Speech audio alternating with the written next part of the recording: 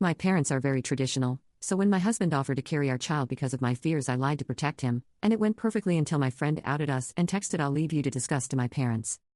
My husband is a transgender man and we've always wanted to start a family together.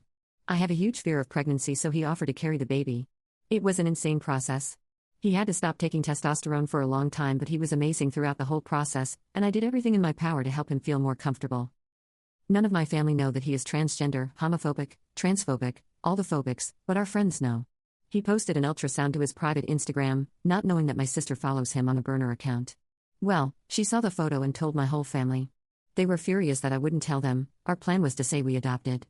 They assumed I was the one pregnant and blew up on me, so I just let it go and rolled with the lie because I wasn't going to out my husband. The first couple of months I'd let them visit, eventually I'd start eating big meals and purposely bloating myself to the point of discomfort so I looked pregnant. They'd remark around the 6-month mark that I was remarkably small, but I just played it off. Eventually I couldn't lie any longer, so I looked for every excuse in the book to not see my family. I turned down the offers of baby showers, gender reveal parties, anything that would require us seeing each other. Luckily my family live an hour away and we all live busy lifestyles, so them randomly visiting wasn't an issue. The one time they did pop in unexpectedly, we were out of the house. If they FaceTimed, I made a point to be in bed feeling horribly sick so I couldn't give a bump update. I lied my butt off and they just thought I had a rough pregnancy. My husband gave birth a year ago and went straight back on the testosterone, and now we're happy as ever. My family have met our daughter and they adore her.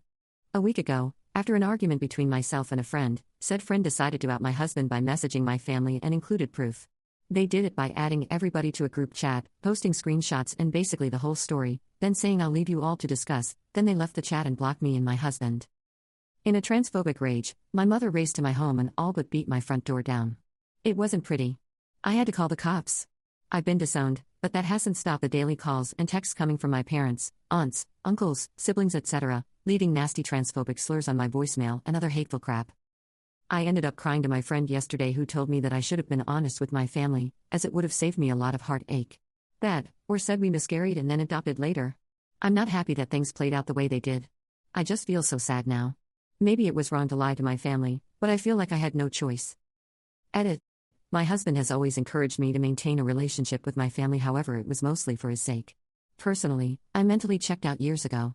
But when they met him, they welcomed him with open arms and treated him like a son.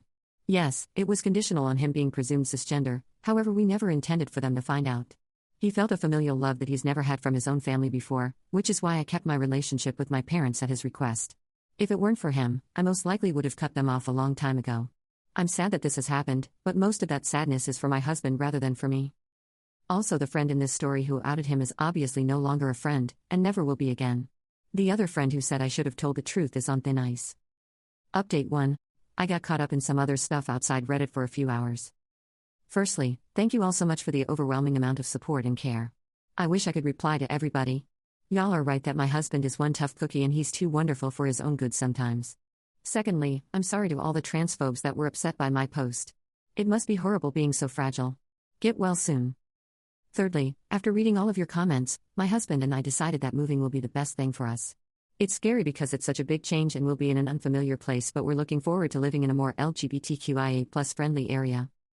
I've asked a friend to call in a welfare check on this ex-friend since they are technically missing, but I'm washing my hands of this whole situation and anything to do with this person.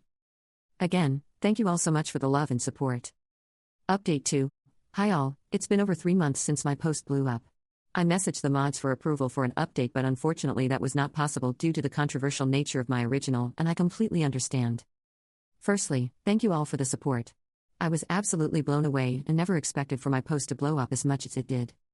Secondly, husband, baby and I are safe.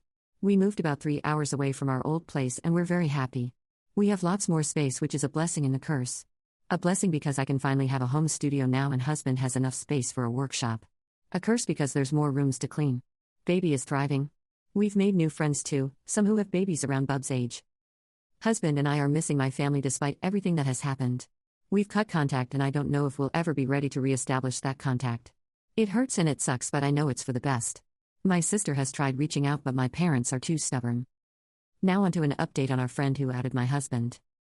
I did ended up calling a welfare check on them as nobody heard from them for over a month and none of our friends wanted to call it in themselves. Due to them being homeless, it was difficult to track them down and they weren't high priority despite them presenting as manic the last time somebody saw them. Unfortunately, their body was recovered a little over 2 weeks ago after their car was found. My husband and I were distraught, and still don't feel like it's quite real. We attended their funeral and said our goodbyes. We are considering speaking to a grief counselor together as we've experienced a lot of loss from this whole thing. So that's about it. Not the happiest update, but I thought I'd hop on and share it anyway.